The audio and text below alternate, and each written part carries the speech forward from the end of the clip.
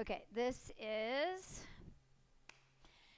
the third of your 4 Coachella festival flow videos. This one I'm calling Coachella Cure, because if you're out there walking around, dancing, you're actually at the festival and you start to feel things tightening up. Here's a couple things you can do standing. It doesn't need a lot of space. You don't need to sit on grass or anything. What would be helpful is if you're against a wall, just so it can help your balance in case you've had a few tequilas or you're standing on squishy grass or whatever. Just have a wall close to you. All right, so first thing is this little back pocket stretch, I call. So you want your feet about hip width apart, bend your knees, yeah? So you're not, super stiff here. Hands in your back pocket like you're reaching for your wallet or maybe protecting it at a festival, right? And again, with the bending knees, roll your shoulders back first, so you're opening up the chest forward. And just like we do in a Sphinx pose, forward and upward with that chest. And you just bring the elbows towards each other behind your back and a little bit of heart opening. You don't have to do that very long. Just support the back with the hands, roll the shoulders, press your heart forward and up, and maybe the head goes back with it, and then release, right? Second thing from that, you can add on to that, hold on to something, wall, whatever. Right hand grabs the right ankle.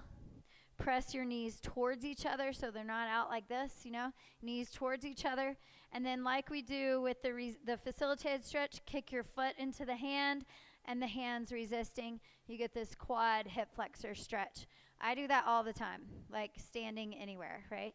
Again, you want the opposite leg bending. That's going to take pressure out of your low back, right? So we're not trying to hurt it more. We just want to release it a little bit. And then you do the other side, and that can be 3 or 4 breaths. Just do it equally both sides.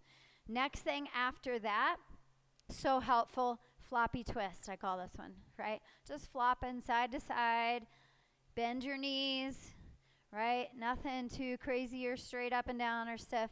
Bend the knees, little side to side with the arms. You can do that fucking anywhere. You can even pretend that's your dance move. Yep. Okay, next one I really like for the hips. Yeah, so your glutes, your hips. Again, if you have something to hang on to, might be safest, right? I'm going to show you forward first, but you can always have the hand behind you and you can be turning this way, but I'm just going to show you this way. Bend your knees like you're sitting back into a chair. In fact, it's called chair pose. We call it the bar stool. You're sitting back. Take your right, I'll do the opposite so you can see. Right leg up, cross the right ankle over the left, keeping the standing leg bending.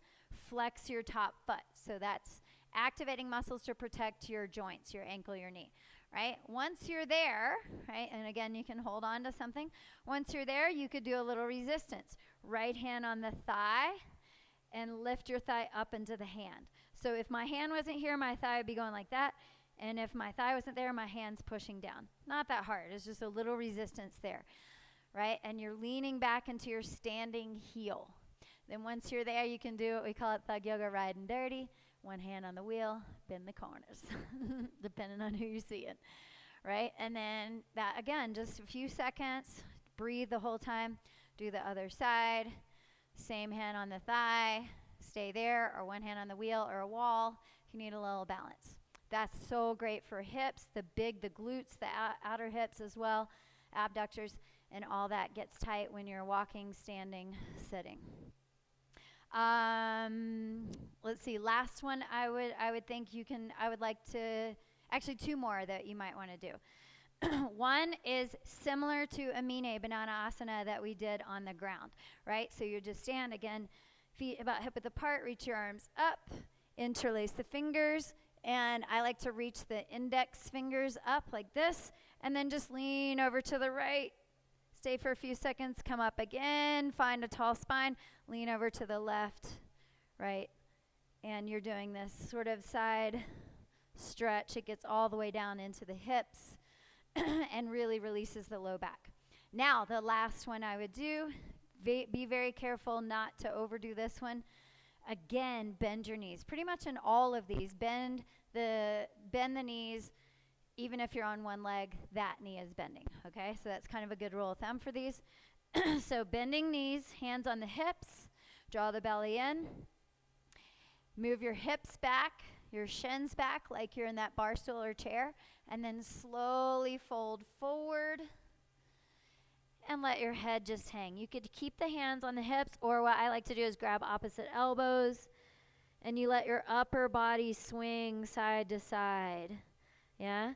So you're not trying to get the straightest legs. That does not matter. You'll still get a little hamstring stretch, but it's more about releasing your back. One key action here, push your weight forward into your toes. Like you're about to tip over, but that's going to release the low back and let you lift the tailbone. Another thing you can do here, tip the weight forward. Like we did in cow pose, press your heels away from each other.